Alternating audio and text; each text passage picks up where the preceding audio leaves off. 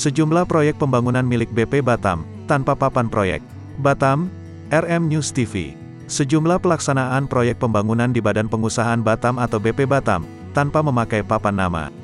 Padahal pemasangan papan proyek merupakan kewajiban setiap kontraktor pemenang lelang. Namun jika pelaksanaan proyek tidak memakai plang, berarti pelaksanaan proyek tersebut sudah melanggar undang-undang. Maka itu, setiap proyek pemerintah wajib memasang papan plang pada lokasi pekerjaan. Selain bertujuan agar pelaksanaan proyek dapat berjalan dengan transparansi, dimulai sejak pekerjaan atau proyek dilakukan. Kemudian masyarakat juga bisa ikut mengawasi jalannya proyek pembangunan yang dikerjakan oleh kontraktor. Oleh karena itu, proyek tanpa papan informasi adalah merupakan sebuah pelanggaran undang-undang dan peraturan. Sebagaimana Undang-Undang Nomor 14 Tahun 2008 tentang Keterbukaan Informasi Publik atau KIP dan Peraturan Presiden atau Perpres Nomor 70 Tahun 2012, tentang perubahan kedua atas Perpres Nomor 54 Tahun 2010 tentang pengadaan barang dan jasa pemerintah. Berdasarkan data yang dihimpun RM News TV, salah satu proyek BP Batam yang tidak menggunakan papan nama proyek, adalah proyek pembangunan jalan pedestrian depan Bank Indonesia, depan feri terminal, Bundaran BP Batam sampai dengan Bundaran Madani, sepanjang 2,7 km.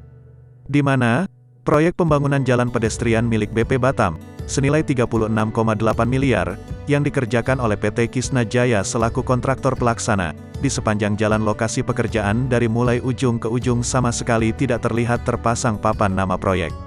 Kemungkinan, proyek tersebut tidak dipasang papan nama di lokasi pekerjaan, diduga kuat hanya trik atau akal-akalan kontraktor untuk mengelabui masyarakat. Padahal, pemasangan papan nama proyek sangat penting dan wajib dilakukan setiap kontraktor, karena di papan informasi itu, tercantum nama perusahaan, besar anggaran itu bersumber dari APBN atau APBD, waktu pelaksanaan, dan nama perusahaan yang mengawasi proyek tersebut. Tak hanya itu, pekerjaan proyek ini juga banyak kejanggalan, terutama proses pemadatan tanah di kiri kanan jalan, sebagian hanya memakai mesin stamper kuda yang dipegang dengan tangan sehingga dikhawatirkan kualitas proyek itu nantinya tidak akan bertahan lama, disebabkan tanah timbun yang dipadatkan itu tidak optimum.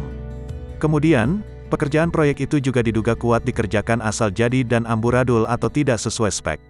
Hingga berita ini ditayangkan, kontraktor pelaksana proyek tersebut belum berhasil dikonfirmasi, di mana sejumlah pekerja yang ditemui enggan memberikan informasi siapa kontraktor proyek tersebut. Demikian juga, pihak terkait di BP Batam, hingga saat ini belum berhasil dikonfirmasi. Tim redaksi RM News TV, memberitakan.